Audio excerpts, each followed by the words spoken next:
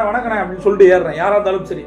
அதுக்கு அவர் வணக்கம் வைக்கணும்னு அவசியம் இல்லை, ரியாக்ட் பண்ணணும், சிரிக்கணும்னு அவசியம் இல்லை, கண்டுக்காம கூட இருக்கலாம், அவர் எல்லாம் பிஸியாக கூட இருக்கலாம், பேசஞ்சர் டென்ஷனில் கூட இருக்கலாம். இறங்கும் போது தேங்க்ஸ்ண்ணா, கரெக்டாக இது கொண்டு வந்து விட்டீங்க, ரொம்ப சேஃப்டியாக கொண்டு வந்தீங்கண்ணா அப்படின்னு சொல்லிட்டு இறங்குறேன். சில பேர் தலையை கூட ஆட்ட மாட்டாங்க. இப்போ நான் உங்கள்கிட்ட இருந்து என்ன எதிர்பார்க்குறேன்? ரெகக்னேஷனியா?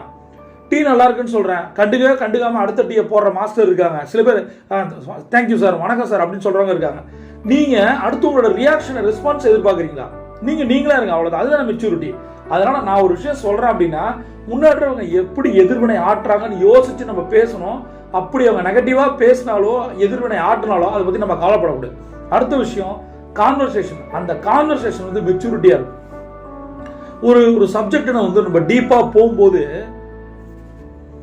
நாம பேசுறதுதான் கரெக்ட் அப்படின்னு எந்த ஒரு புத்திசாலியோ ஒரு மெச்சூர்டான பர்சனோ பேச மாட்டான். அவன் தெரிஞ்சுக்குவான். அந்த கான்வர்சேஷன், அந்த ஒரு ஆர்குமெண்ட்ல கூட பொதுவா ஒரு கருத்து நம்ம பேசும்போது முன்னாடி சொல்லும் போது